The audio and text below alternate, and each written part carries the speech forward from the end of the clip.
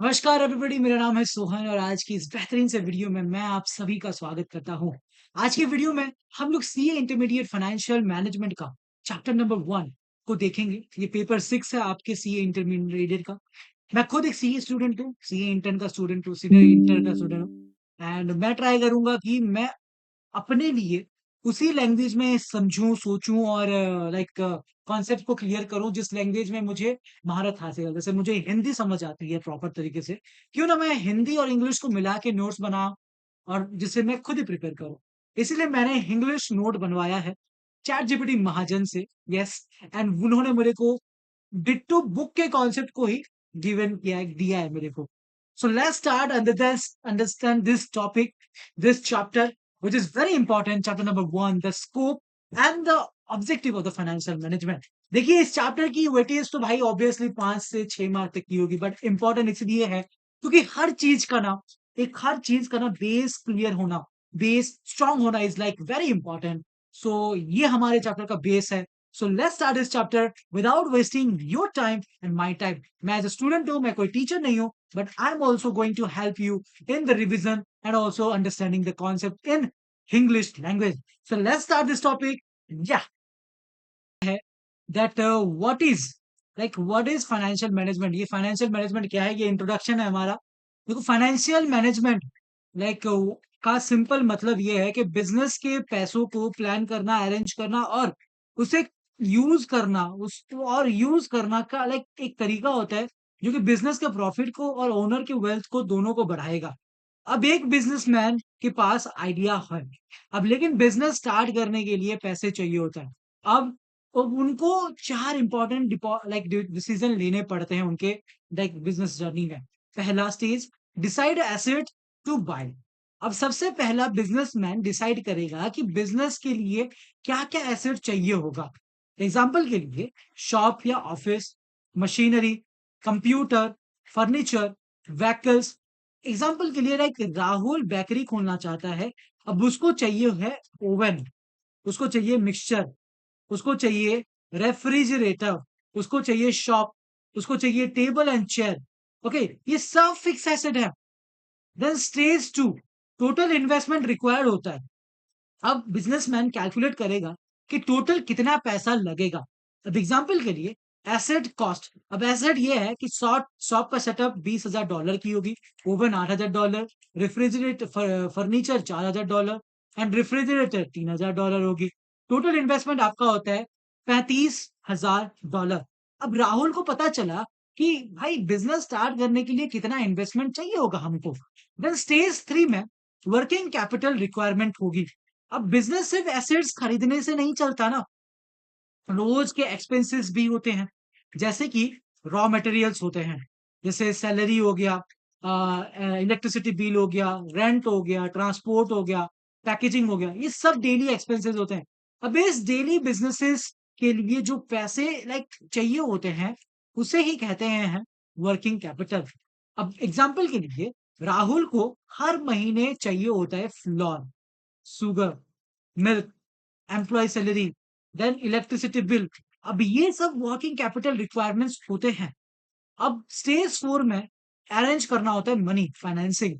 अब क्वेश्चन ये है कि इतना पैसा आएगा कहां से। बिजनेसमैन अलग अलग सोर्सेस को चूज करते हैं, जैसे कि सोर्सेस जैसे ओनर्स का कैपिटल, शेयर कैपिटल देना पड़ेगा। Then bank capital, loan, financial institutions हो गए, इन्वेस्टर्स हो गए। अब एग्जांपल के लिए राहुल को टोटल 45,000 रुपीज चाहिए होता है।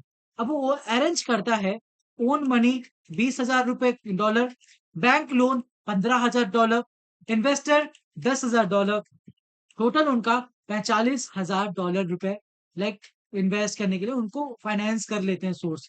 नाउ कॉस्ट ऑफ कैपिटल क्या होता है? देखो हर सोर्स फ्री नहीं होता यार, हर सोर्स की अपनी अलग अलग कॉस्ट होती है। जैसे बैंक को इंटरेस्ट की कॉस्ट देना होता है, शेयर कैपिटल डिविडेंड की कॉस्ट होती है, प्रेफरेंस शेयर्स फिक्स डिविडेंड की होती है, डिवेंचर इंटरेस्ट की होती है। अब बिजनेसमैन हमेशा लोएस्ट पॉसिबल कॉस्ट पर ही फंड अरेंज करना चाहेगा। अब इसको बोलते हैं minimum cost of capital. Now the financial management definition. देखो फाइनेंशियल मैनेजमेंट, एक सेकेंड, फाइनेंशियल मैनेजमेंट का मेन काम क्या है? फंड अरेंज करना, फंड को एफिशिएंटली यूज करना, बिजनेस को प्रॉफिटेबल बनाना और ओनर की वेल्थ को बढ़ाना। तो डेफिनेशन सिंपल है कि फाइनेंशियल मैनेजमेंट मैनेजमेंट की is the process of acquiring like fund and using their efficiently to maximise the wealth of the owner. Owner की लाइक वेल्थ को मैक्सिमाइज करने के लिए एंड फंड को लाइक एक्वायरिंग करेंगे। Now the three major financial decision I like that. Financial management mainly तीन decision लेता है। पहला, इन्वेस्टमेंट डिसीजन। इसमें सवाल आता है कि पैसा कहाँ इन्वेस्ट करना है। ओके, जैसे कि एग्जांपल के लिए न्यू प्लांट्स में, मशीनरी में, बिल्डिंग में या टेक्नोलॉजी में, न्यू प्रोजेक्ट्स में। एग्जांपल के लिए कंपनी के पास $1 लाख है, ऑप्शन है कि प्लांट लगाएं या फिर न्यू ब्रांच खोले। अब यही इन्वेस्टमेंट डिसीजन होता है। तीसरा, दूसरा, फाइनेंशियल डिसीजन। सवाल आता है कि पैसा कहाँ से लाना है। अब ऑप्शन यहाँ पर है आपका ओन कैपिटल, बैंक का लोन, डिवेंचर हो गया, प्रेफरेंस शेयर्स हो गया। एग्जाम्पल के लिए कंपनी को $5 लाख चाहिए होता है। डिसीजन ये लिया जाता है कि 40% इक्विटी में होगा और 60% लोन लिया जाएगा। ये फाइनेंसिंग का डिसीजन है। तीसरा, डिविडेंड डिसीजन। अब क्वेश्चन आता है कि प्रॉफिट का कितना हिस्सा शेयर होल्डर्स को देना है और कितना बिजनेस में दोबारा इन्वेस्ट करना है। एग्जाम्पल के लिए कंपनी का प्रॉफिट है $10,000, डिविडेंड है $4,000, रिटेन्ड अर्निंग है $6,000। अब ये डिविडेंड डिसीजन है। सिंपल रियल लाइफ एग्जांपल ऐसा है कि अमन एक रेस्टोरेंट खोलना चाहता है। स्टेप वन, रेस्टोरेंट के लिए फर्नीचर, किचन, एसी, टेबल्स ये सब चाहिए होंगे। स्टेप टू, टोटल कॉस्ट आपका $1 लाख होगा। Step three, monthly expenses, salary, vegetable, gas, electricity. अब वर्किंग कैपिटल ये $20,000 का हो जाता है। Step four, arrangement fund. अब खुद का ओन मनी हुआ तो $50,000, लोन लिया तो $70,000। अब डिसाइड करेगा कि लोन कितना लेना है, इंटरेस्ट कितना लगेगा और प्रॉफिट का कितना डिविडेंड देना है। अब ये पूरा प्रोसेस ही फाइनेंशियल मैनेजमेंट कहा जाता है। का मीनिंग ऑफ फाइनेंशियल मैनेजमेंट। अब चलिए, फाइनेंशियल मैनेजमेंट का मतलब क्या होता है। देखो, फाइनेंशियल मैनेजमेंट का मतलब है कि बिजनेस के पैसे को प्लान करना, उसे अरेंज करना, कंट्रोल करना और सही जगह पर यूज करना, ताकि बिजनेस का ऑब्जेक्टिव अचीव हो पाए और शेयर होल्डर्स की वेल्थ बढ़े। सिंपल वर्ड में बोलूं तो फाइनेंशियल मैनेजमेंट मतलब मनी को अर्न करना नहीं, बल्कि उसे एफिशिएंटली मैनेज करना ही होता है। एग्जाम्पल के लिए रोहित एक मोबाइल मैन्युफैक्चरिंग कंपनी स्टार्ट करता है। अब उसको डिसाइड करना है कि कितना पैसा चाहिए, पैसा कहाँ से लाए और पैसा किस प्रोजेक्ट्स में इन्वेस्ट करें, प्रॉफिट का कितना हिस्सा शेयर होल्डर्स को दें। अब ये सब फाइनेंशियल मैनेजमेंट का ही पार्ट होता है। Now positive cash flow and book profit. देखो, आज के टाइम में सिर्फ बुक प्रॉफिट इंपॉर्टेंट नहीं होता, सबसे इंपॉर्टेंट होता है कैश फ्लो। बुक प्रॉफिट का मतलब होता है अकाउंटिंग रिकॉर्ड के अकॉर्डिंग जो प्रॉफिट दिख रहा है, यानी अकाउंटिंग रिकॉर्ड जो हमने किया है उसके अकॉर्डिंग जो प्रॉफिट दिख रहा है। कैश फ्लो का मतलब होता है कि बिजनेस के पास एक्चुअल कैश कितना अवेलेबल है। एग्जाम्पल के लिए कंपनी ए के पास प्रॉफिट होती है $1 लाख, कैश अवेलेबल है $5,000। कंपनी बी के पास प्रॉफिट है $60,000, कैश है $80,000। कौन सी कंपनी ज्यादा सेफ है? देखो, कंपनी बी, क्योंकि उसके पास एक्चुअल कैश है जिसे सैलरी, रेंट और सप्लायर को लाइक पेमेंट कर सकती है। देन आता है फाइनेंशियल मैनेजमेंट डेफिनेशन। देखो, फाइनेंशियल मैनेजमेंट में ये सब एक्टिविटीज आती हैं, जैसे फोरकास्टिंग हो गया, प्लानिंग हो गया, ऑर्गेनाइजिंग हो गया, डायरेक्टिंग हो गया, कोऑर्डिनेटिंग हो गया, कंट्रोलिंग हो गया। इन सब का पर्पज है फंड अरेंज करना, फंड को एफिशिएंटली यूज करना, बिजनेस के ऑब्जेक्टिव को अचीव करना। Now two basic aspects of the financial management. देखो, फाइनेंशियल मैनेजमेंट के सिर्फ दो मेजर पार्ट होते हैं। पहला, प्रोक्यूरमेंट ऑफ द फंड, मतलब बिजनेस के लिए पैसा अरेंज करना। एग्जाम्पल के लिए राहुल को बिजनेस के लिए $5 लाख चाहिए। अब वो अरेंज करता है own capital, then business loan, debenture, then venture capital. अब ये प्रोक्यूरमेंट ऑफ फंड होता है ना। इफेक्टिव यूटिलाइजेशन ऑफ फंड मतलब जो पैसा अरेंज किया है उसका बेस्ट यूज करना। एग्जाम्पल के लिए राहुल ने 5 लाख रेज किया। अब और उसमें से $2 लाख बैंक अकाउंट में ही पड़ा रहा, तो भाई इंटरेस्ट भी देना ही पड़ेगा और इनकम भी नहीं होगी। अब ये हो जाता है इनएफिशिएंट यूज है। Now procurement of fund. देखो बिजनेस को पैसा अलग अलग सोर्स से मिल सकता है। हर सोर्स का कॉस्ट, रिस्क और कंट्रोल अलग अलग होता है। नाउ फाइनेंस मैनेजर का काम होता है लोअर कॉस्ट में एक्सेप्टेबल रिस्क करना और प्रॉपर कंट्रोल को रखना। नाउ इक्विटी शेयर्स क्या होते हैं ये?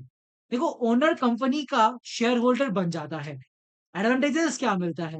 रिपेमेंट नहीं होती, कंपनी पर फाइनेंशियल प्रेशर कम हो जाती है।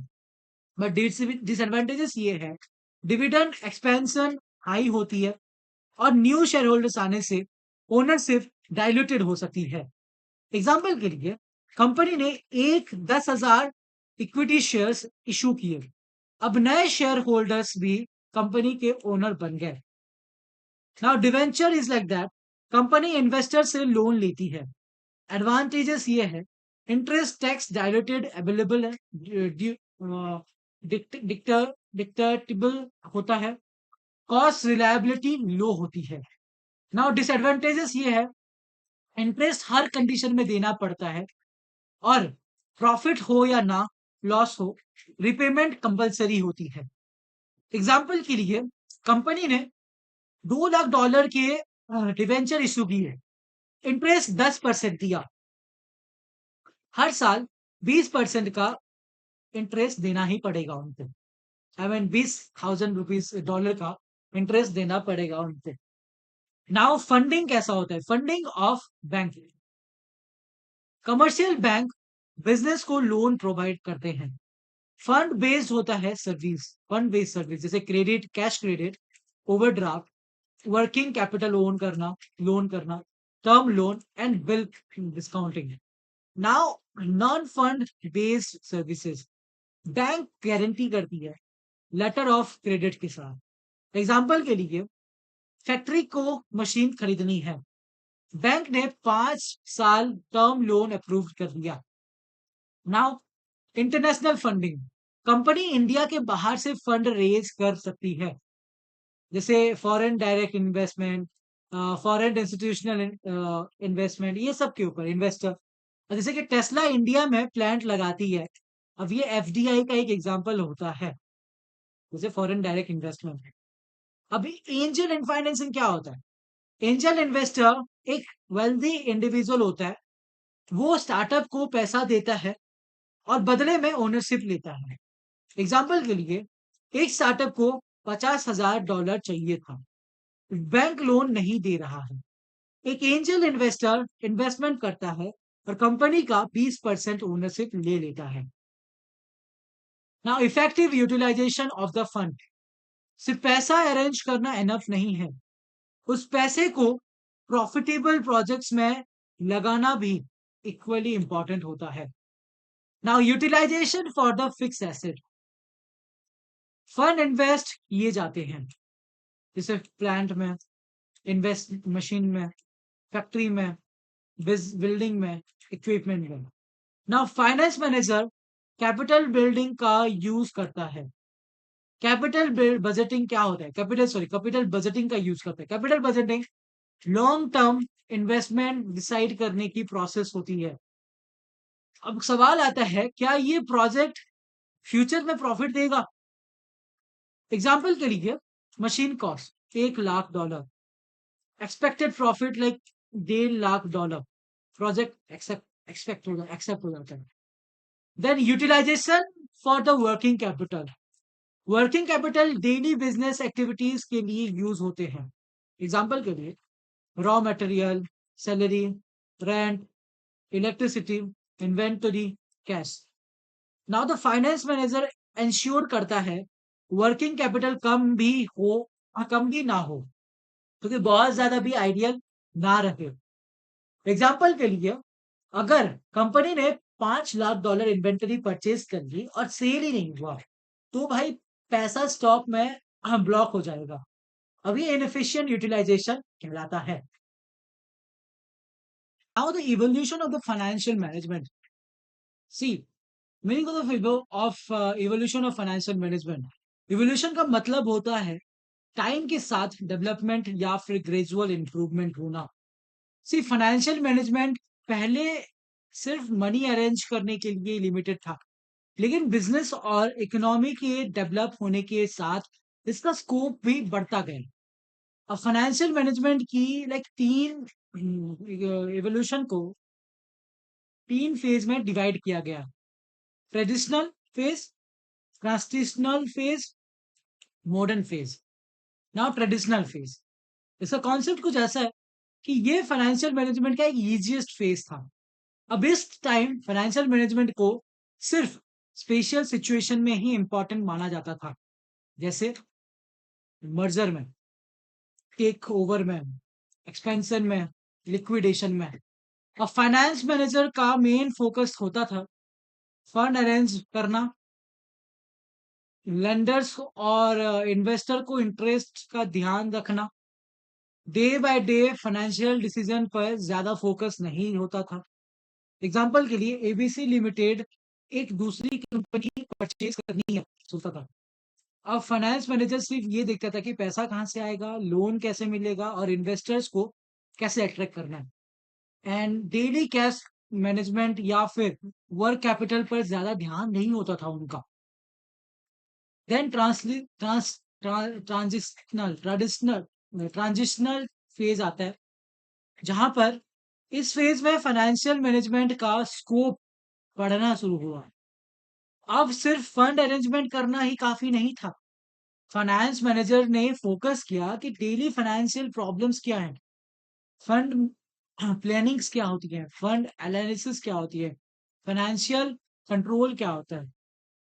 बिजनेस के डे टू डे ऑपरेशन को इम्पोर्टेंस दी गई।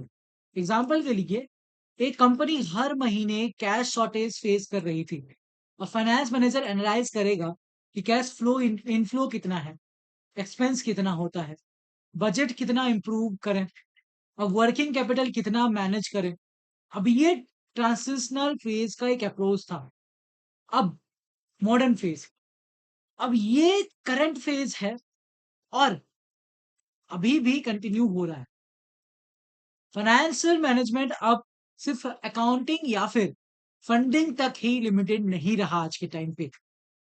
अब इसका मेन ऑब्जेक्टिव है better decision making, wealth maximisation, financial analysis, risk management. अब इस फेज में कई मॉडर्न थ्योरीज भी डेवलप हुई हैं।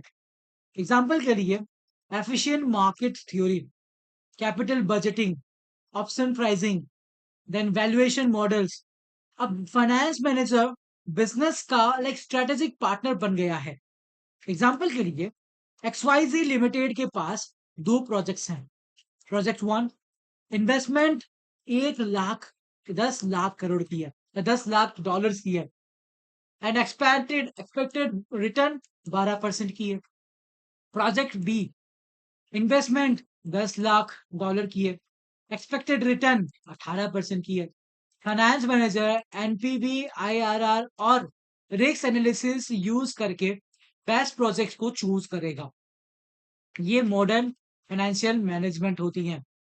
Then comparison of the three phases, phase main, focus and example. देखो, ट्रेडिशनल फेज में मेन फोकस था raising the fund during the special event, जैसे कि मर्जर के टाइम में, एक्सपेंशन के टाइम में। ट्रांजिशनल फेज में प्लानिंग करना, एनालिसिस करना, कंट्रोल करना होता था main focus. And case budget हो गया, वर्किंग कैपिटल हो गया, ये एग्जांपल्स हैं। लेकिन मॉडर्न फेज एनालिसिस में क्या होता था, वेल्थ मैक्सिमाइजेशन और डिसीजन मेकिंग में मेन फोकस था। कैश बजटिंग और रिस्क इनका मेन एग्जांपल है। देन आपका आता है फाइनेंस फंक्शन या फिर फाइनेंस डिसीजन। अब इसका मतलब क्या होता है फाइनेंस फंक्शन का, चलिए हम देखते हैं। देखो, फाइनेंस फंक्शन का जो होता है फाइनेंस फंक्शन और फाइनेंस डिसीजन का मतलब होता है कि बिजनेस के पैसों के से रिलेटेड इंपॉर्टेंट डिसीजंस को कंपनी की वैल्यू और शेयर होल्डर्स वेल्थ को इफेक्ट करते हैं। कंपनी की वैल्यू मेनली तीन मेजर डिसीजंस पर ही डिपेंड करती है। पहला, like B, value of the firm जो होता है वो इन्वेस्टमेंट डिसीजन के ऊपर, फाइनेंसिंग डिसीजन के ऊपर और डिविडेंड डिसीजन के ऊपर। अब इसका मतलब है कि कंपनी की वैल्यू इन्वेस्टमेंट, फाइनेंसिंग और डिविडेंड डिसीजन पर ही डिपेंड करता है। Now type of finance function. Finance functions को दो कैटेगरीज में डिवाइड किए गए हैं, किया जाता है। पहला, long term finance decision. Investment decision हो गया, फाइनेंसिंग डिसीजन हो गया, डिविडेंड डिसीजन हो गया, ये सब लॉन्ग टर्म में आते हैं। और शॉर्ट टर्म फाइनेंस डिसीजन जो होता है वो वर्किंग कैपिटल मैनेजमेंट में आती है। Now the long term finance decision क्या होता है, चलो देखते हैं। Investment decision. देखो, इन्वेस्टमेंट डिसीजन का मतलब है कंपनी के फंड को किस एसेट्स या फिर प्रोजेक्ट्स में इन्वेस्ट किया जाए ताकि फ्यूचर में मैक्सिमम रिटर्न मिले। अब ये डिसीजन फिक्स एसेट और कुछ करंट एसेट्स दोनों के लिए होता है। फाइनेंस मैनेजर इन्वेस्टमेंट से पहले कैपिटल बजटिंग करता है।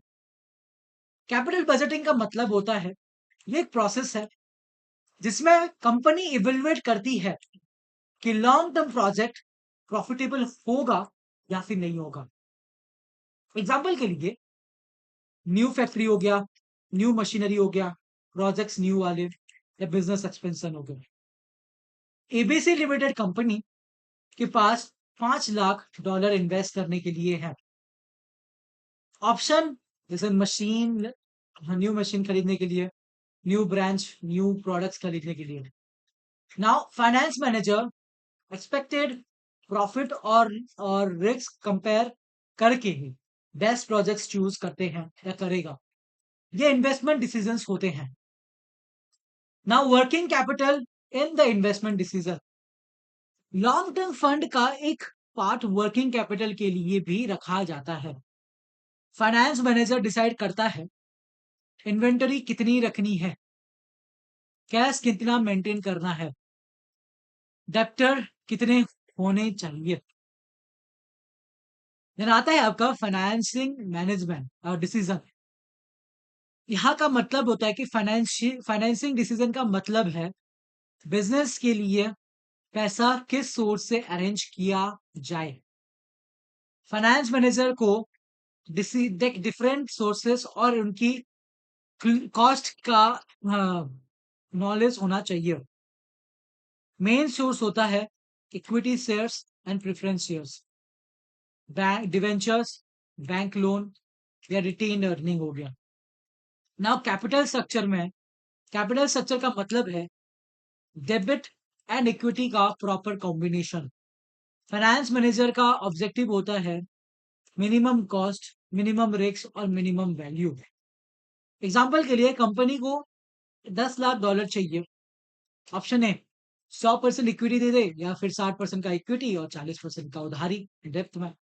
फाइनेंस मैनेजर कंपेयर करेगा कि कौन सा कॉम्बिनेशन कंपनी के लिए बेस्ट होगा। Now profit and cash flow. Finance manager को प्रॉफिट और कैश फ्लो का डिफरेंस समझना बहुत ही जरूरी हो जाता है। प्रॉफिट मतलब accounting income and cash flow मतलब एक्चुअल कैश अवेलेबल। बिजनेस को सैलरी, रेंट, सप्लायर को पेमेंट के लिए करने के लिए कैश चाहिए होता है। Now risk in financing. अगर कंपनी बहुत ज्यादा लोन ले लेती है तो भाई इंटरेस्ट और रीपेमेंट का बर्डन बढ़ जाता है, इसीलिए एक्सेसिव डेबिट लोन रिस्क हो जाता है। ना हेजिंग। हेजिंग का मतलब होता है फ्यूचर रिस्क को रिड्यूस या फिर प्रोटेक्ट करना। एग्जांपल के लिए, एक एक्सपोर्टर को फॉरेन कंट्री पेमेंट मिलनी है, डॉलर रेट गिर गया, कंपनी फॉरवर्ड कॉन्ट्रैक्ट लेकर तो एक्सचेंज रेट फिर कर नहीं सकती या कर लेती है। अब ये हेजिंग होता है। मतलब देखो यार, कंपनी, अनदर एग्जांपल ऐसे कि शॉप ओनर फायर इंश्योरेंस ले लेता है अगर मान लो जम जाता है तो उसे फायर इंश्योरेंस से लॉस रिकवर हो जाता है। सिंपल सी बात है। Now dividend decision. अब डिविडेंड डिसीजन का मतलब क्या होता है? प्रॉफिट का कितना हिस्सा शेयर होल्डर्स को डिविडेंड के रूप में देना है और कितना बिजनेस में रिटेन करना है। देखो, टू एलिमेंट्स होते हैं, एक डिविडेंड पेमेंट पे एंड रिटेन अर्निंग। एग्जांपल के लिए प्रॉफिट $1 लाख का है, डिविडेंड $40,000 है, retained earning is like $60,000।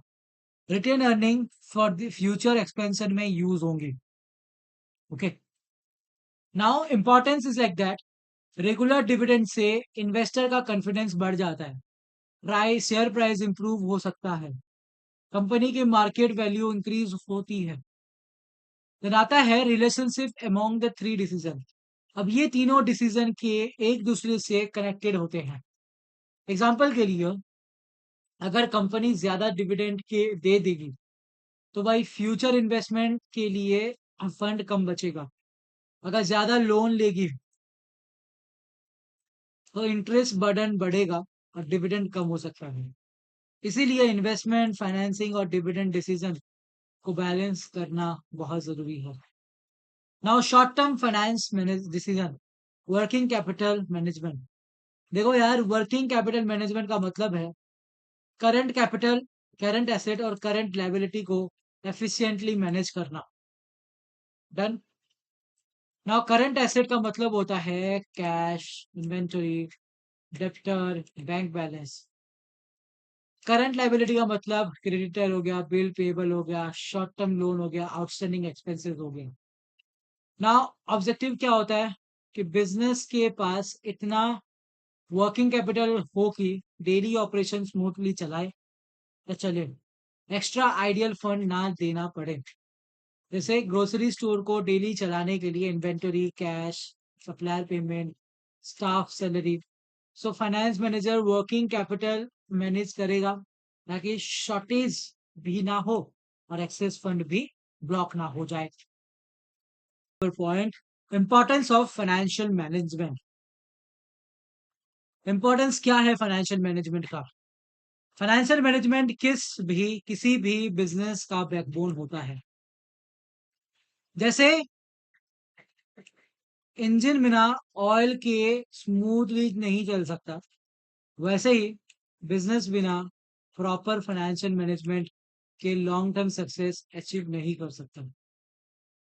Financial management ensure करता है कि पैसा सही जगह इन्वेस्ट हो, फंड्स एफिशिएंटली यूज हो, एक्सपेंसेस कंट्रोल में रहे, बिजनेस प्रॉफिट और कैश दोनों मेंटेन करे एंड कंपनी कंटिन्यूअसली ग्रो करे।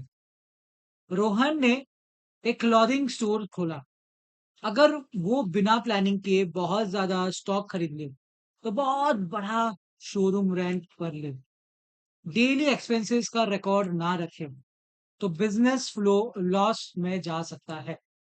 लेकिन अगर फाइनेंशियल मैनेजमेंट अच्छा हो, सिर्फ जरूरत के हिसाब से ही स्टॉक खरीदे, तो एक्सपेंसेस कंट्रोल करेगा, तो कैश फ्लो मेंटेन करेगा, बिजनेस सक्सेसफुल होगा।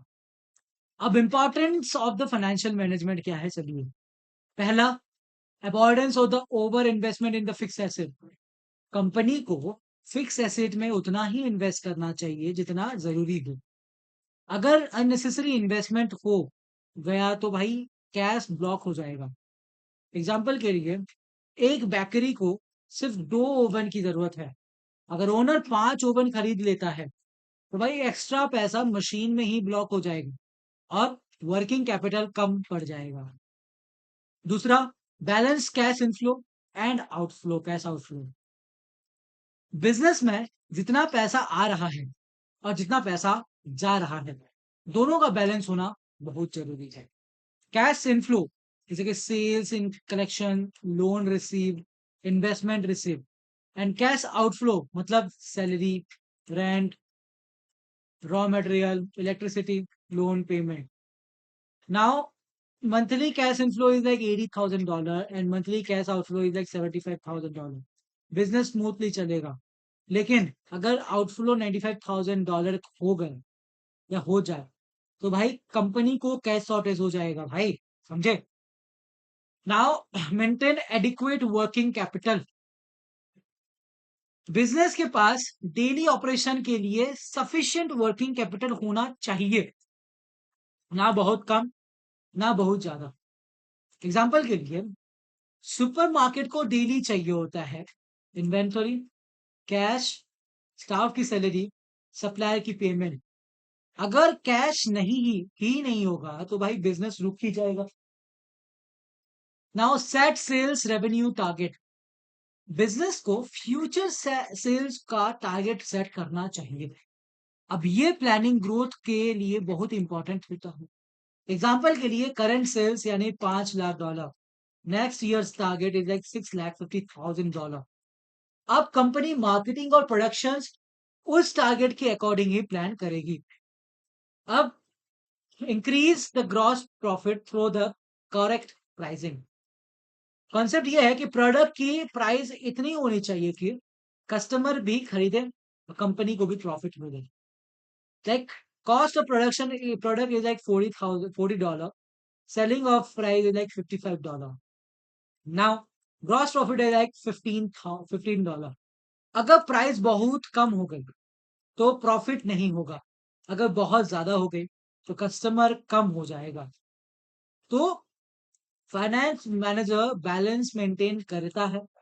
Okay, now control general and administrative expenses. देखिए यार, कंपनी को अननेसेसरी एक्सपेंसेस अवॉइड अवॉइड करने चाहिए।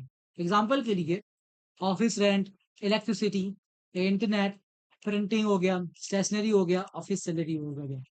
कंपनी हर महीने प्रिंटिंग पर भी $2,000 स्पेंड कर रही थी। डिजिटल डॉक्यूमेंटेशन यूज करने के बाद से एक्सपेंसेस $800 रह गया है। कंपनी ने कॉस्ट को सेव कर ली। आता है tax planning.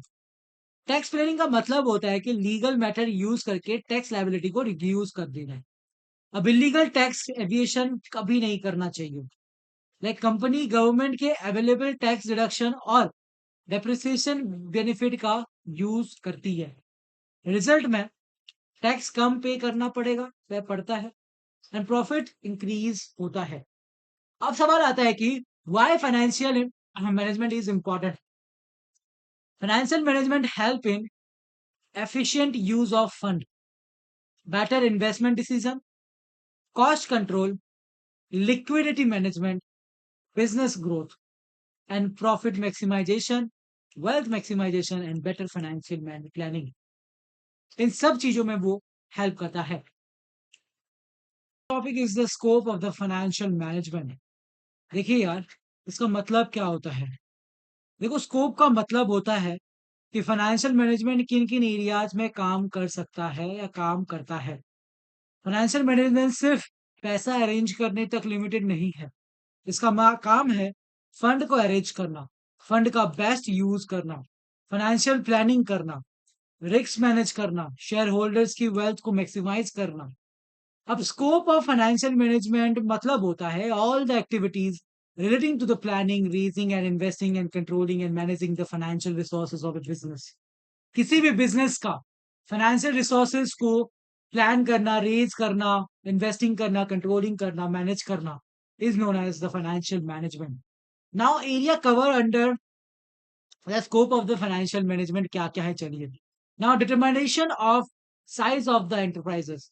Now finance manager decide करता है कि भाई बिजनेस कितना बड़ा होना चाहिए। यहाँ बिजनेस को स्मॉल स्केल रखना है, मीडियम स्केल, लार्ज स्केल। ये डिसीजन अवेलेबल फंड और फ्यूचर डिमांड की बेसिस पर ही लिए जाते हैं।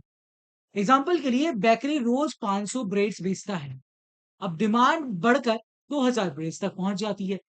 और फाइनेंस मैनेजर डिसाइड करता है कि नई मशीन खरीदनी है कि नहीं, और फाइनेंस एक्सपेंड कर फैक्ट्री एक्सपेंड करनी चाहिए कि नहीं। Now determination of rate of the now determination of rate of growth. देखो यार, फाइनेंस मैनेजर फ्यूचर ग्रोथ का प्लान बनाता है। क्वेश्चन ऐसा है कि कितनी ग्रोथ टारगेट करनी है, एक्सपेंशन कब करना है, कितनी इन्वेस्टमेंट चाहिए। अब कंपनी की सेल इस साल 10% तक बढ़ती है। फाइनेंस मैनेजर नेक्स्ट 20 साल का 20% ग्रोथ का टारगेट सेट करता है और उसके लिए बजट भी प्रिपेयर कर देता है। Now determining the composition of asset. देखो फाइनेंस मैनेजर डिसाइड करता है कि भाई कंपनी के फंड किन एसेट्स में इन्वेस्ट होंगे। एसेट्स दो टाइप्स के होते हैं, एक फिक्स एसेट, दूसरा current asset. Now balance maintain करना जरूरी होता है। नाउ कंपनी के पास $5 लाख होते हैं। Decision like plant and machinery 3,50,000, working capital 1,50,000। अब ये एसेट कंपोजिशन है। Now determining the financing miss. अब ये कॉन्सेप्ट कहता है कि फाइनेंस मैनेजर डिसाइड करता है कि भाई बिजनेस को फंड करने के लिए इक्विटी कितनी होगी, डेबिट कितना होगा।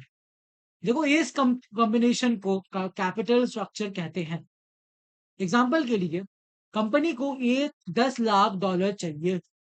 ऑप्शन था equity $6 lakh, debit $4 lakh.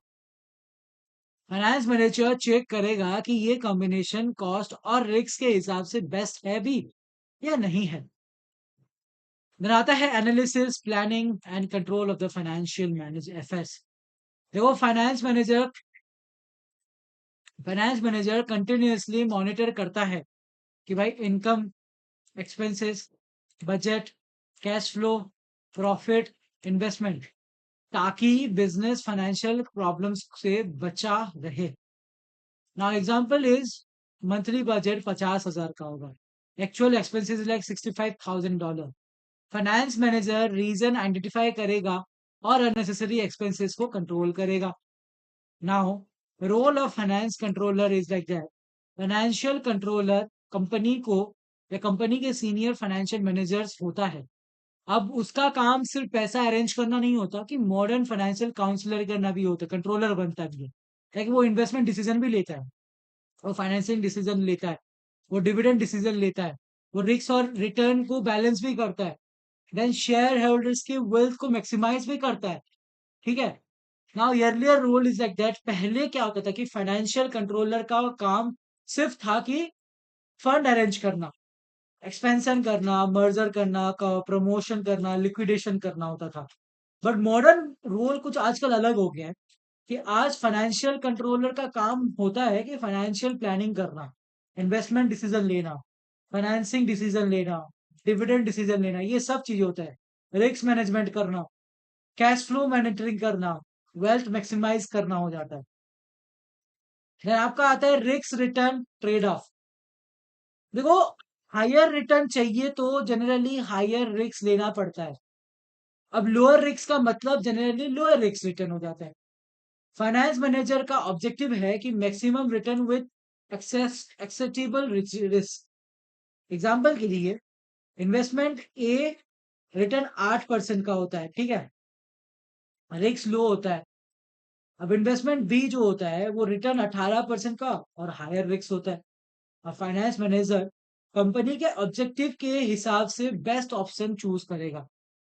Okay. Now objective of the financial counsellor, जो controller, sorry, controller, financial controller ensure करता है कि फंड सेफली यूज हो, कैश फ्लो कंटिन्यूसली मॉनिटर हो, देन अननेसेसरी रिस्क अवॉइड किया जाए, बिजनेस की मार्केट वैल्यू इंक्रीज हो, शेयर होल्डर की लाइक वेल्थ मैक्सिमाइज हो।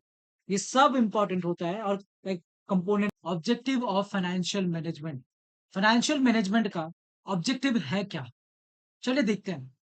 Now meaning of objective of financial management. देखो ऑब्जेक्टिव का मतलब होता है कि फाइनल गोल या अल्टीमेट एम क्या होता है। फाइनेंशियल मैनेजमेंट जब भी कोई फाइनेंशियल डिसीजन लेता है या फाइनेंशियल मैनेजर जब भी कोई फाइनेंशियल डिसीजन लेता है तो उसके पास एक क्लियर ऑब्जेक्टिव होना चाहिए, नहीं तो भाई क्या फायदा फिर लेके। नाउ फाइनेंशियल मैनेजमेंट के दो मेन ऑब्जेक्टिव होते हैं। पहला तो कि प्रॉफिट को मैक्सिमाइज करना, यानी प्रॉफिट को बढ़ाना, और वेल्थ या फिर वैल्यू को मैक्सिमाइज करना, वैल्यू को बढ़ाना। प्रॉफिट मैक्सिमाइजेशन का मतलब होता है कंपनी के प्रॉफिट को मैक्सिमम बनाना। कंपनी जितना भी प्रॉफिट करती है उसको मैक्सिमम करना। अब इस ऑब्जेक्टिव के अकॉर्डिंग फाइनेंस मैनेजर वही डिसीजन चूज करेगा जिससे सबसे ज्यादा प्रॉफिट मिलेगा। ओके, फॉर एग्जाम्पल कंपनी के पास दो प्रोजेक्ट्स होते हैं।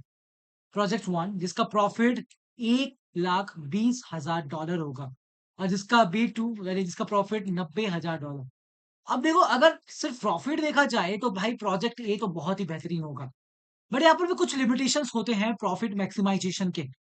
प्रॉफिट इज ए वेग कॉन्सेप्ट। देखो, प्रॉफिट का एग्जैक्ट मीनिंग क्लियर नहीं होता। प्रॉफिट हो सकता है short term profit, long term profit, total profit, या profit percentage rate of profit के हिसाब से।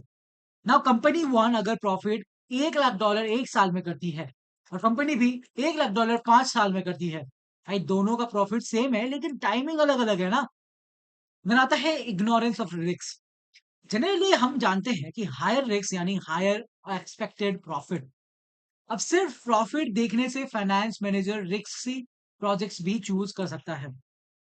एग्जांपल के लिए प्रॉफिट एम है, प्रोजेक्ट एम है, प्रॉफिट यानी 5 लाख डॉलर का होता है, जो कि बहुत ही रिस्की होता है।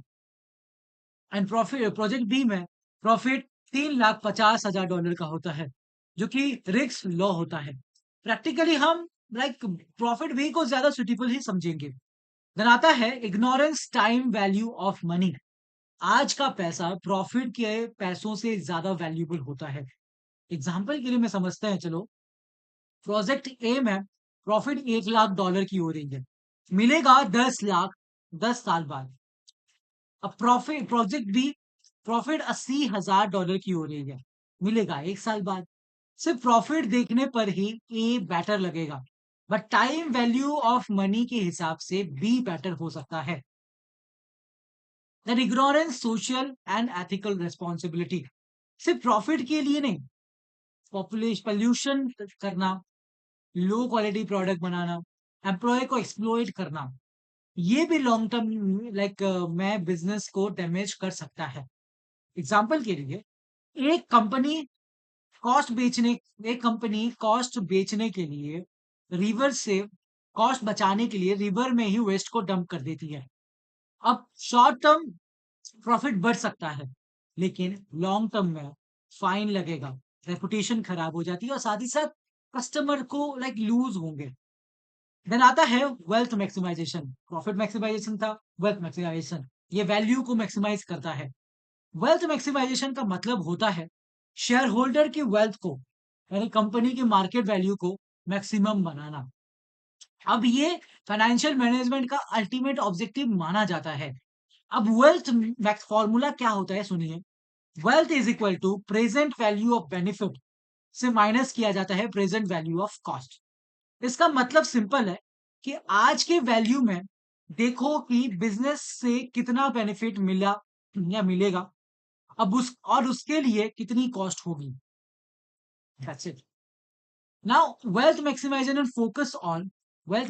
फोकस करता है, फाइनेंस मैनेजर को फोकस करना चाहिए कैश फ्लो पहला। देन अकाउंटिंग प्रॉफिट से ज्यादा इंपॉर्टेंट है एक्चुअल कैश फ्लो। एग्जांपल के लिए company A accounting profit 2 lakh dollar होती है, cash 5 lakh dollar 5,000 dollar. Company B accounting profit 1,50,000 की होती है, बट कैश 1 लाख डॉलर। अब बिजनेस के लिए कंपनी बी ज्यादा स्ट्रॉन्ग है। नाउ कॉस्ट बेनिफिट एनालिसिस करते हैं। हर हर प्रोजेक्ट में कंपेयर किया जाता है कि भाई बेनिफिट कॉस्ट, यानी अगर बेनिफिट बढ़िया है कॉस्ट से तो भाई प्रोजेक्ट को एक्सेप्ट ही कर दिया जाए। Now time value of money. देखो यार, फ्यूचर कैश फ्लो को प्रेजेंट वैल्यू में कन्वर्ट करके डिसीजन लिया जाता है, इसीलिए वेल्थ मैक्सिमाइजेशन साइंटिफिक अप्रोच है। देन आता है measurement of firm value. Method number one, value of firm is equal to number of shares into market price share पर शेयर। एग्जांपल के लिए शेयर 1 लाख को है एंड मार्केट प्राइस है $25। Firm की वैल्यू हो जाती है 2 लाख, नहीं 25 lakh dollar. Now method two is like that, value of firm is equal to the value of equity plus the value of debit, यानी लोन के वैल्यू को हम मानते हैं। ओके, देन अगर हम आगे जाते हैं, why the wealth maximisation is better. Wealth maximisation better क्यों है? देखो, wealth maximisation cash flow consider करता है, रिस्क को कंसीडर करता है, टाइम वैल्यू ऑफ मनी को कंसीडर करता है, ना लॉन्ग टर्म ग्रोथ पर फोकस भी करता है, शेयर होल्डर्स की वेल्थ को इंक्रीज करता है। अब इसीलिए ये फाइनेंशियल मैनेजमेंट का एक बेस्ट ऑब्जेक्टिव होता है। Now other objective of the businesses, देखो बिजनेस के और भी ऑब्जेक्टिव हो सकते हैं, जैसे higher growth, larger market shares, market leadership, employ welfare, customer satisfaction, social welfare, research and innovation. लेकिन सबसे इंपॉर्टेंट ऑब्जेक्टिव तो भाई वेल्थ मैक्सिमाइजेशन ही होता है, क्योंकि अगर कंपनी फाइनेंशियली स्ट्रांग होगी तो भाई तभी बाकी ऑब्जेक्टिव भी अचीव कर पाएगी हम। देन आता है वेल्थ मैक्सिमाइजेशन प्रोसेस। देखो, शेयर होल्डर मैनेजर्स को अपॉइंट करते हैं। अब मैनेजर्स शेयर होल्डर्स के इंटरेस्ट में डिसीजन लेते हैं। अब शेयर प्राइस इंक्रीज होती है, फर्म की वैल्यू बढ़ती है, अब सोसाइटी को भी इनडायरेक्टली बेनिफिट मिलता है। Profit versus wealth maximisation principle, अब इसके ऊपर हम बात करते हैं, टॉपिक 8 है। देखो यार, meaning of conflict between the profit maximisation and wealth maximisation होता क्या है, चलिए समझते हैं। बिजनेस में मैनेजमेंट हर डिसीजन लेता है, लेकिन हर डिसीजन का इम्पैक्ट सिर्फ मैनेजमेंट पर नहीं, बल्कि बहुत सारे शेयर स्टेक होल्डर्स पर भी पड़ता है। जैसे स्टेक होल्डर्स में जैसे शेयर होल्डर्स आते हैं, एम्प्लॉयज आते हैं, क्रेडिटर आते हैं, कस्टमर्स आते हैं, गवर्नमेंट आता है, सोसाइटी आती है। ओके, ये सब चीजें आती हैं आपके स्टेक होल्डर्स में। देखो, कभी कभी मैनेजमेंट शॉर्ट टर्म प्रॉफिट बढ़ने बढ़ने की कोशिश करता है, बढ़ाने की कोशिश करता है, शेयर होल्डर्स जबकि शेयर होल्डर्स और बाकी stake holders long term wealth चाहते हैं। देखो यार, इस डिफरेंस को conflict between the profit maximisation and wealth maximisation कहते हैं। Now, why does this conflict arise, ये कंफ्लिक्ट क्यों आता है? देखो, मैनेजमेंट कभी अपने पर्सनल गोल्स के लिए डिसीजन ले सकते हैं, जैसे शॉर्ट टर्म बोनस लेना, अब एनुअल प्रॉफिट ज्यादा दिखाना, प्रमोशन लेना। लेकिन भाई शेयर होल्डर्स का ऑब्जेक्टिव होता है कि कंपनी के लॉन्ग टर्म वैल्यू और शेयर प्राइस को बढ़े। नाउ इसीलिए दोनों के ऑब्जेक्टिव कभी कभी अलग नहीं, कभी कभी अलग हो जाते हैं। एग्जाम्पल के लिए, मैनेजर का बोनस एनुअल प्रॉफिट्स पर डिपेंड करता है, इसीलिए मैनेजर मशीन मेंटेनेंस पोस्टपोन कर देता है। देन एम्प्लॉय ट्रेनिंग का बजट को रिड्यूस कर देता है, रिसर्च एंड डेवलपमेंट बंद कर देता है। तो भाई रिजल्ट ये आता है कि करंट ईयर का प्रॉफिट बढ़ जाएगा, एंड लेकिन फ्यूचर में जो मशीन खराब होंगी, प्रोडक्ट क्वालिटी गिर जाएगी, कंपनी की रेपुटेशन और साथ में साथ प्रॉफिट दोनों कम हो सकता है। अब प्रॉफिट मैक्सिमाइजेशन हुआ, लेकिन वेल्थ डिस्ट्रॉय हो गया। Now, why the wealth maximisation is better, wealth maximisation better क्यों है? सी, वेल्थ मैक्सिमाइजेशन बेटर इसलिए है, वेल्थ मैक्सिमाइजेशन बेटर इसलिए है, एक सेकेंड, एक सेकेंड।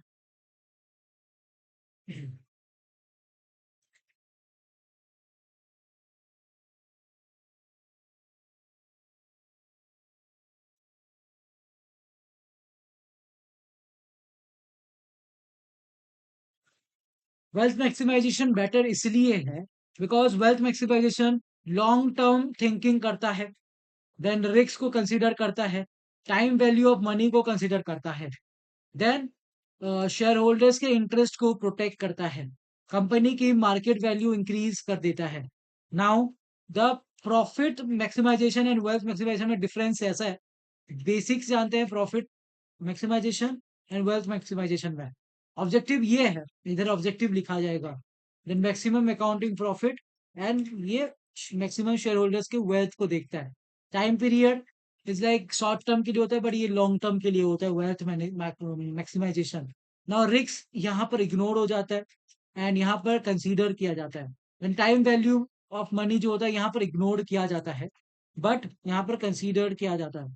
देन आता है फोकस, इसमें प्रॉफिट के ऊपर होता है, और यहाँ फोकस होता है मार्केट वैल्यू के ऊपर। देन आता है आपका डिसीजन बेसिस, जैसे कि अकाउंटिंग प्रॉफिट हो गया, इधर होता है प्रॉफिट मैक्सिमाइजेशन में, एंड यहाँ पर वेल्थ मैक्सिमाइजेशन में कैश फ्लो, रिस्क और टाइम दोनों डिपेंड होता है। Now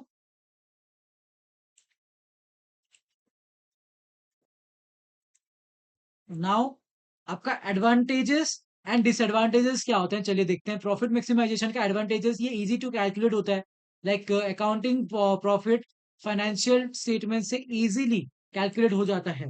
now easy to compare हो जाता है, डिफरेंट प्रोजेक्ट्स के लिए लाइक देख के प्रॉफिट कंपेयर करना इजी हो जाता है। डिसएडवांटेजेस ये है कि शॉर्ट टर्म फोकस रहता है इनका, सिर्फ इमीडिएट प्रॉफिट देखा जाता है। एग्जांपल के लिए लाइक एडवर्टाइजिंग बंद कर देना हो गया, करंट ईयर के प्रॉफिट को बढ़ा दिया गया, फ्यूचर सेल्स को गिरा दिया गया। देन इग्नोर रिस्क, रिस्क को यहाँ इग्नोर कर दिया जाता है, लाइक हाई रिस्क प्रोजेक्ट्स भी चूज कर सकता है, लाइक हाई रिस्क प्रोजेक्ट्स को भी यहाँ पर चूज कर सकते हैं ये लोग। Then ignore the timing, timing को इग्नोर किया जाता है, यानी आज और फ्यूचर के पैसों में डिफरेंस नहीं करता।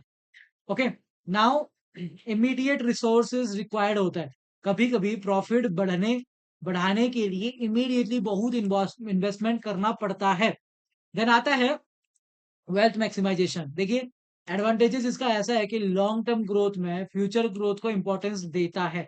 Then consider the risk, risk को कंसिडर किया जाता है, यानी रिस्की प्रोजेक्ट्स को प्रॉपरली इवेलुएट करता है। देन आता है कंसिडर टाइमिंग, देखो टाइम वैल्यू ऑफ मनी को अप्लाई करता है। Then focuses on the share holders return, देखो कंपनी की मार्केट वैल्यू और शेयर प्राइस बढ़ाने की कोशिश करता है। बट यहाँ पर डिसएडवांटेजेस ये होता है कि शेयर प्राइस डायरेक्टली प्रेडिक्टेड करना डिफिकल्ट हो जाता है। फाइनेंशियल डिसीजन और शेयर प्राइस के बीच एग्जैक्ट रिलेशनशिप हमेशा क्लीन होती है। एंड देन मैनेजमेंट प्रेशर हो जाता है, इज लाइक मैनेजमेंट मैनेजर्स पर लाइक शेयरहोल्डर्स की एक्सपेक्टेशंस का प्रेशर रहता है। डिटेल एग्जांपल आपके बुक में कुछ ऐसा दिया गया है कि सिचुएशन ऐसा है कि एक कंपनी के पास दो ऑप्शंस हैं। पहला कि प्रोडक्ट एक्स, यानी ईयर 1 2 3 4 5 में उसने 10 10 हजार डॉलर का अर्निंग किया, टोटल 50 हजार का तो अर्निंग किया।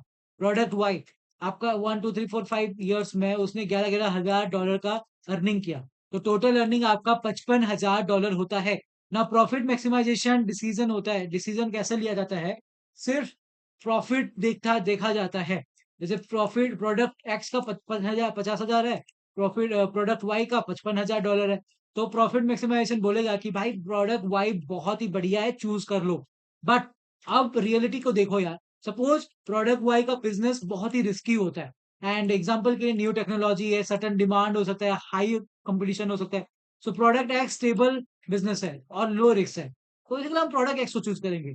Now the wealth maximisation decision ऐसा होता है कि वेल्थ मैक्सिमाइजेशन सिर्फ प्रॉफिट नहीं देखता, ये देखता है कि लाइक रिस्क कितना है, फ्यूचर कैश फ्लो सेफ है या नहीं, देन शेयर होल्डर्स को एक्चुअल बेनिफिट मिलेगा कि नहीं। अगर प्रोडक्ट वाई का एक्स्ट्रा 5 हजार प्रॉफिट लाइक उसके हाई रिस्क को जस्टिफाई नहीं करता, तो भाई finance manager product X choose कर सकता है। और कंक्लूजन कुछ ऐसा है कि high profit is not is equal to the better decision. So best decision वही होता है जो रिस्क और रिटर्न दोनों को बैलेंस करता है। Now another example is like that कि एक कंपनी मशीन रिप्लेस करना चाहती है, option A like repair postpone करो, करंट ईयर के प्रॉफिट को बढ़ा दिया जाएगा, या फिर ऑप्शन बी अभी न्यू मशीन खरीदो, करंट ईयर के प्रॉफिट को कम हो जाने दो, लेकिन मेंटेनेंस कम हो जाएगा, आगे प्रोडक्शन आगे कम हो जाएगा, बढ़ेगा, एंड फ्यूचर प्रॉफिट इंक्रीज हो जाएगा। सो करंट डिसीजन ऐसा है कि wealth maximisation option B choose करेगा, और क्योंकि लॉन्ग टर्म वैल्यू लाइक आपका क्रिएट करता है, वैल्यू क्रिएट करता है। अब टॉपिक 9 आता है role of the finance executive. देखिए यार, फाइनेंस एग्जीक्यूटिव का मतलब क्या होता है। Finance executive chief financial officer होते हैं, जिसे हम सीएफओ कहते हैं। ये कंपनी का टॉप फाइनेंशियल मैनेजर होता है, एंड उसका मेन काम सिर्फ अकाउंटिंग करना नहीं होता। आज के टाइम में सीएफओ एक स्ट्रेटेजिक बिजनेस पार्टनर होता है, जो कंपनी के ग्रोथ, प्रॉफिट, फ्यूचर प्लानिंग में इंपॉर्टेंट रोल भी प्ले करता है। Now the simple definition of the finance executive, जो कि सीएफओ होता है, is responsible for planning, managing, controlling and protecting the financial resources of the organization, to like maximize the shareholders' wealth. Okay. Now the changing role of financial executive. तो earlier traditional role ऐसा था कि पहले CFO का काम mainly था accounting करना, budget banana, financial report banana.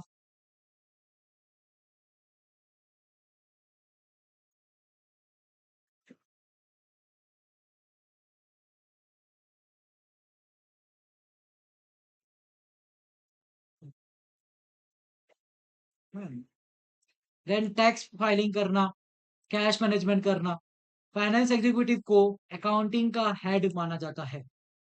Now the in the modern world आज का सीएफओ कंपनी बिजनेस एडवाइजर भी होता है। वो सीईओ के साथ मिलकर स्ट्रैटेजी बनाता है, बिजनेस एक्सपेंशन डिसाइड करता है, इन्वेस्टमेंट इवेल्युएट करता है, रिस्क मैनेज करता है, कंपनी की लॉन्ग टर्म ग्रोथ प्लान करता है।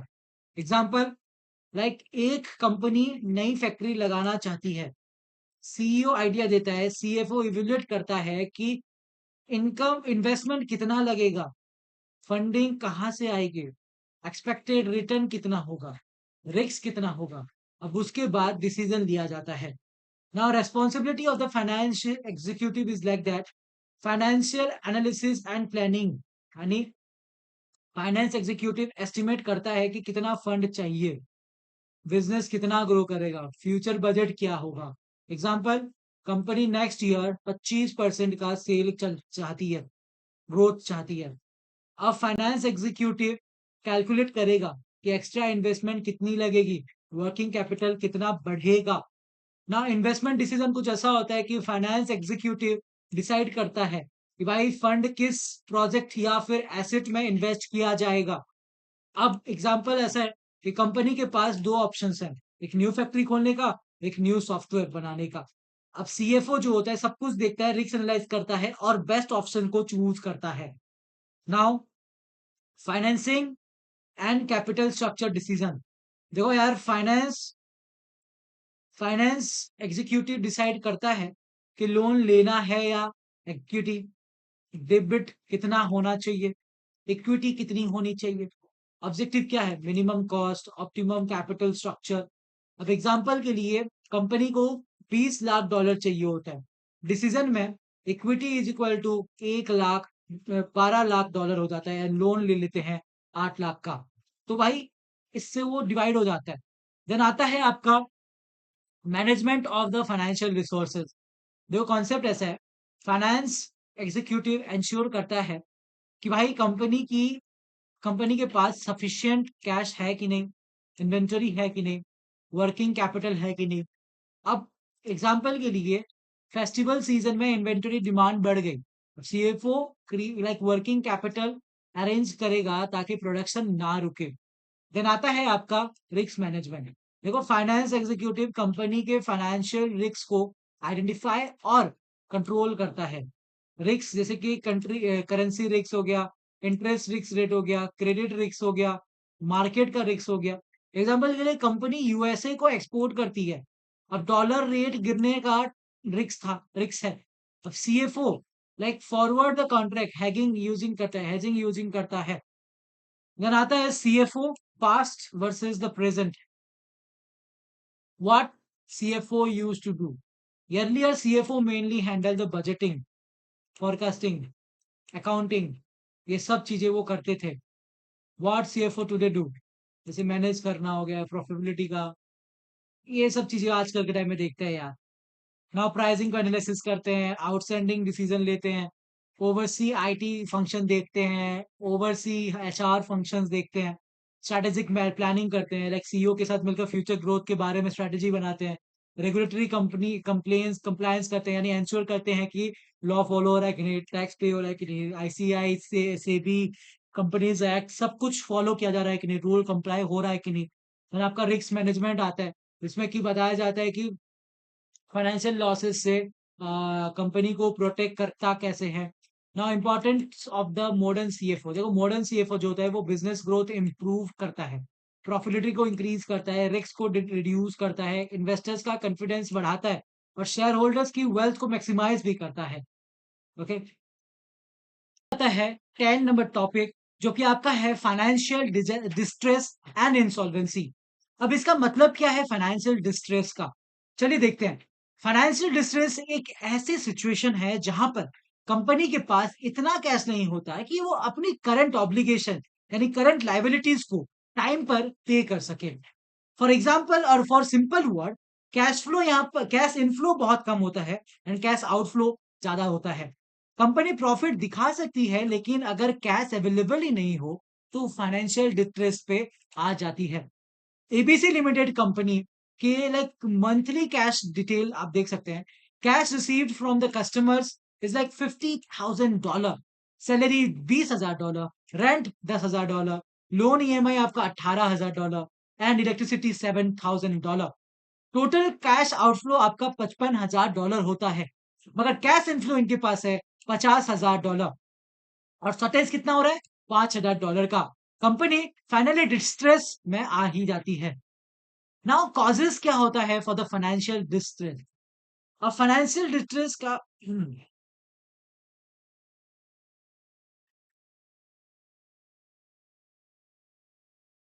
देखो, फाइनेंशियल डिस्ट्रेस की रीजन से हो सकता है कि क्या रीजन हो सकते हैं? जैसे लो सेल्स हो जाते हैं, अगर प्रोडक्ट की डिमांड कम हो गई या कम हो जाए। For example ice cream company like winter में लाइक सेल ही बहुत कम हो जाती है, तो कैश इनफ्लो रिड्यूस हो जाता है। High cost of the raw material महंगा हो जाता है। एग्जाम्पल के लिए स्टील की प्राइस बहुत इंक्रीज हो गई तो मैन्युफैक्चरिंग कॉस्ट भी भाई बढ़ ही जाएगा। And high labour cost like employ की सैलरी बहुत ही बढ़ गई। देन आता है आपका एक्सेसिव डेब्ट, बहुत ज्यादा लोन लेने से इंटरेस्ट बर्डन बढ़ जाती है।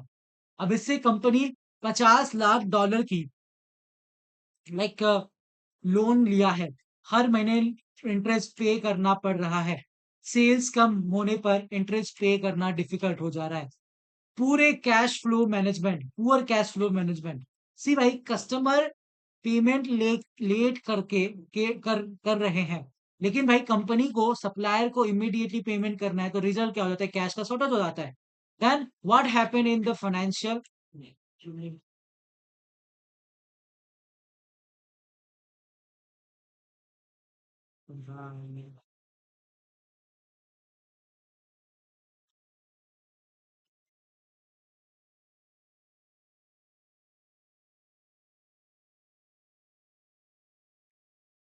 अगर फाइनेंशियल डिस्ट्रेस शॉर्ट पीरियड के लिए है तो भाई कंपनी रिकवर कर सकती है, लेकिन अगर ये कंटिन्यूअसली चलता रहे तो भाई कंपनी को एसेट बेचना पड़ सकता है।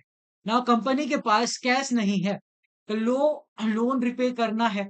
अब कंपनी क्या करेगी? मशीन बेच देगी यार, सिंपल सी बात है ना। अब बिल्डिंग को बेच देती है, लैंड्स को बेच देती है। कभी कभी मार्केट प्राइस से भी कम प्राइस से पर ही एसेट्स को बेचने पड़ जाते हैं। देन आता है इंसॉल्वेंसी।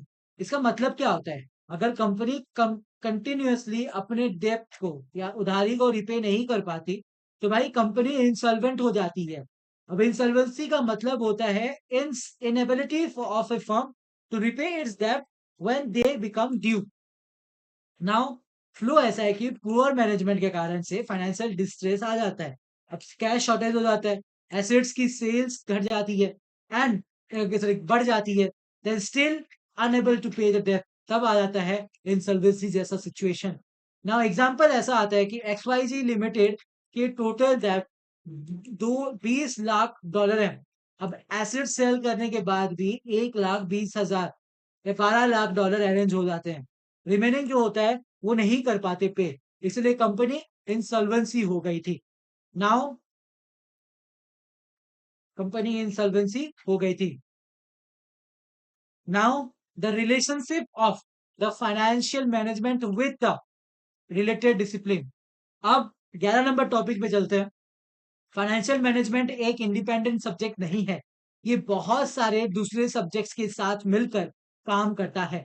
अब मेन मेन रिलेटेड डिसिप्लिन ऐसे हैं कि like accounting, economics, marketing, production, साथ ही साथ क्वांटिटेटिव मेथड्स। अब फाइनेंशियल मैनेजमेंट एंड अकाउंटिंग के बारे में समझते हैं।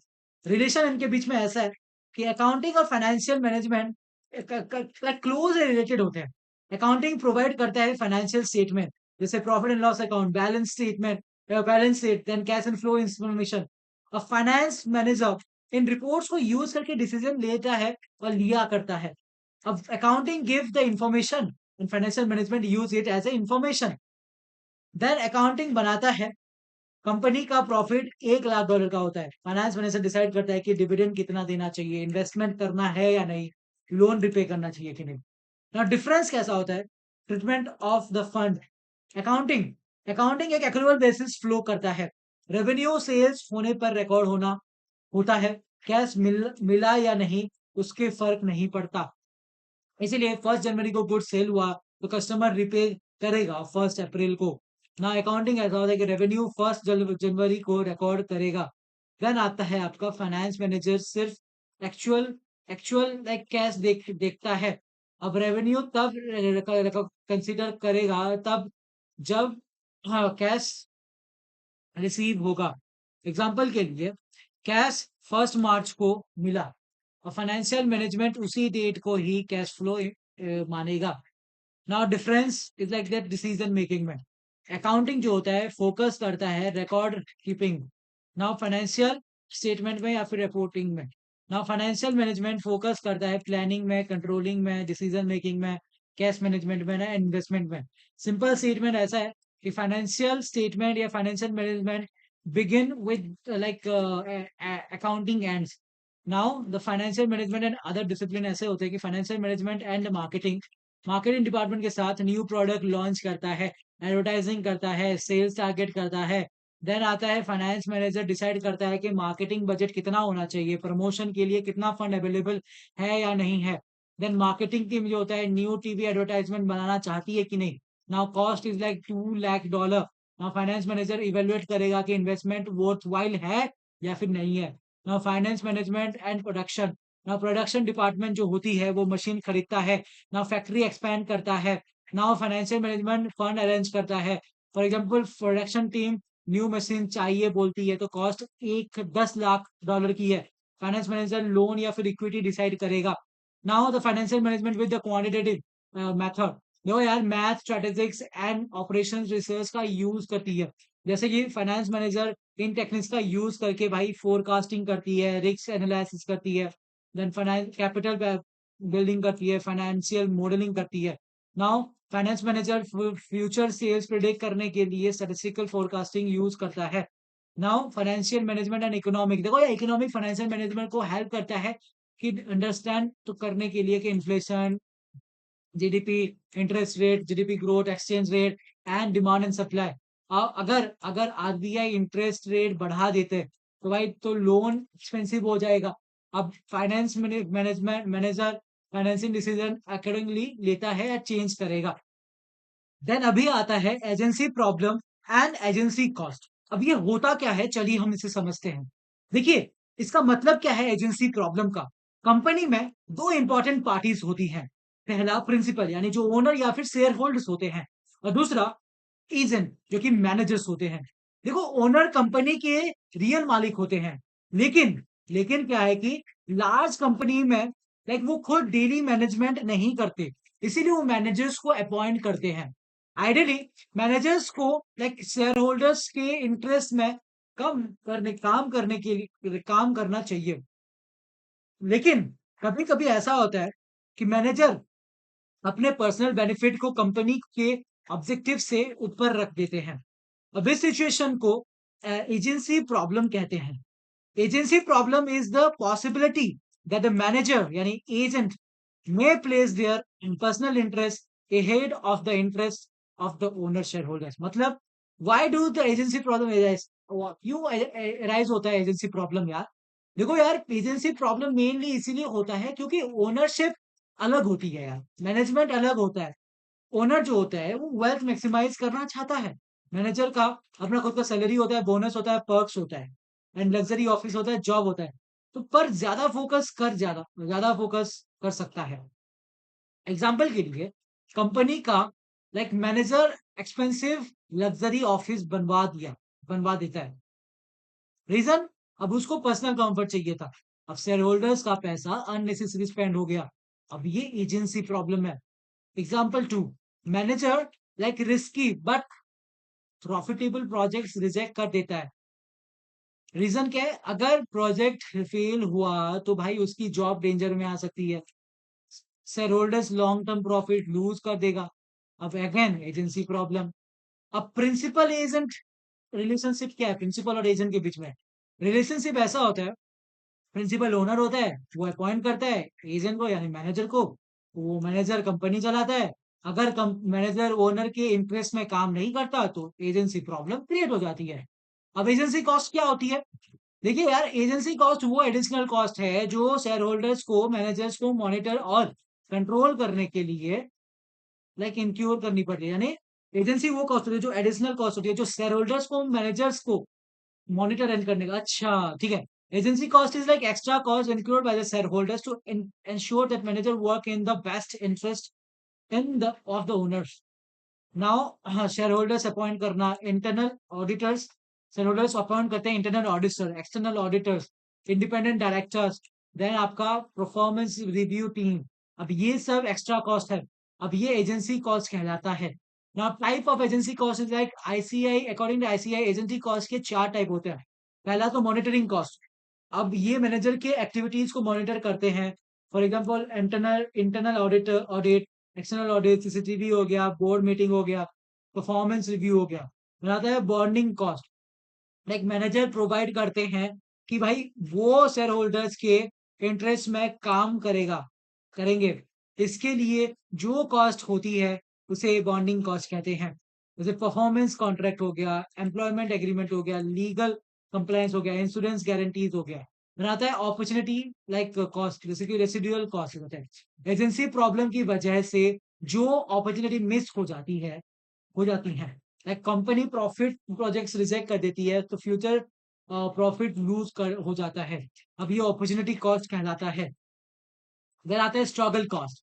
देखो यार, कंपनी गवर्नेंस इंपॉर्टेंट करने के लिए ऑर्गेनाइजेशनल स्ट्रक्चर बनाना is like example, like independent director को अपॉइंट करना, ऑडिट कमिटी बनाना, रिस्क मैनेजमेंट करना, सब पैसा लगता है ना भाई। ऑडिटिंग कॉस्ट एजेंसी कॉस्ट हो जाता है। देन आता है agency problem between the debit holder and the manager. देखो एजेंसी प्रॉब्लम सिर्फ शेयर होल्डर्स के साथ ही नहीं होता, अब डेबिट लेंडर्स के साथ भी हो सकता है। अब बैंक ने कंपनी को लोन दिया, अब मैनेजर और लोन लेना चाहता है, बैंक को रिस्क बढ़ जाएगा। इसीलिए बैंक एग्रीमेंट में कंडीशन लिखता है कि कंपनी के लिमिट से ज्यादा लोन नहीं ले सकती। अब इसी कंडीशन को नेगेटिव लोन कन्वेंशन कहते हैं। इसका मतलब ये है कि एजेंसी प्रॉब्लम सिर्फ शेयर होल्डर्स के साथ नहीं होता, डेबिट लेंडर्स के साथ भी हो जाता है। यानी बैंक ने कंपनी को लोन दिया था, मैनेजर और लोन लेना चाहता है, पर बैंक रिस्क नहीं बढ़ा सकती अपनी। इसलिए बैंक एग्रीमेंट में कंडीशन लिखता है कि भाई कंपनी की एक लिमिट तक ही ज्यादा लोन ले सकती है। Now how do address solve the agency problem? पहला तो मार्जिनल कंपेंसेशन को देखो, यानी मैनेजर की सैलरी और बोनस को कंपनी के प्रॉफिट और लॉन्ग टर्म परफॉर्मेंस से लिंक कर दिया जाना चाहिए। यानी बोनस कंपनी प्रॉफिट का 5%। अब मैनेजर कंपनी का प्रॉफिट बनाने की कोशिश ही करेगा। फिर आता है एम्प्लॉय स्टॉक ओनरशिप। अब देखो मैनेजर और एम्प्लॉय को कंपनी के शेयर्स दिए जाते हैं, अब वो भी शेयर होल्डर बन जाते हैं। अब शेयर प्राइस बढ़ेगी तो उनको भी बेनिफिट मिलेगा। एग्जाम्पल के लिए मैनेजर के पास 10,000 शेयर्स हैं, अब कंपनी की प्रॉफिट शेयर्स प्राइस बढ़ गई, अब मैनेजर को भी गेन हुआ कि भाई, इसीलिए वो स्टेक होल्डर्स को इंटरेस्ट में काम करेगा। Method 3, effective monitoring. अब शेयर होल्डर्स मॉनिटर करते हैं कि board of directors, audit committee, internal audit, external audits, ताकि भाई मैनेजर्स गलत डिसीजन ना ले पाए। प्रैक्टिकल एग्जांपल ऐसा है कि एबीसी लिमिटेड ओनर चलाते हैं, चाहते हैं कि लॉन्ग टर्म ग्रोथ हो, शेयर प्राइस बढ़े। मैनेजर चाहता है कि भाई luxury car, foreign trip, high calorie. भाई मैनेजर अननेसेसरी चीजों पे एक्सपेंस करता है तो भाई प्रॉफिट तो रिड्यूस ही हो जाएगी ना। और share holders independent auditors appoint करता है और ऑडिट में 20,000 रुपए का एजेंसी कॉस्ट पता चलता है। तो यहीं पर आपकी चैप्टर कंप्लीट होती है एंड आई होप ये एक्सप्लेनेशन इंग्लिश एक्सप्लेनेशन आपको बहुत बेहतरीन लगा होगा और आगे हम इसका शॉर्ट नोट्स भी लाएँगे धीरे-धीरे। तो मिलते हैं अगले वीडियो में। जय माता दी! ऐसे ही हम आगे बढ़ते रहेंगे, एक दिन सीए ज़रूर बनेंगे। मैं भी बनूँगा, आप भी बनेंगे, मिल के आगे बढ़ेंगे। आईसीएआई ज़िंदाबाद!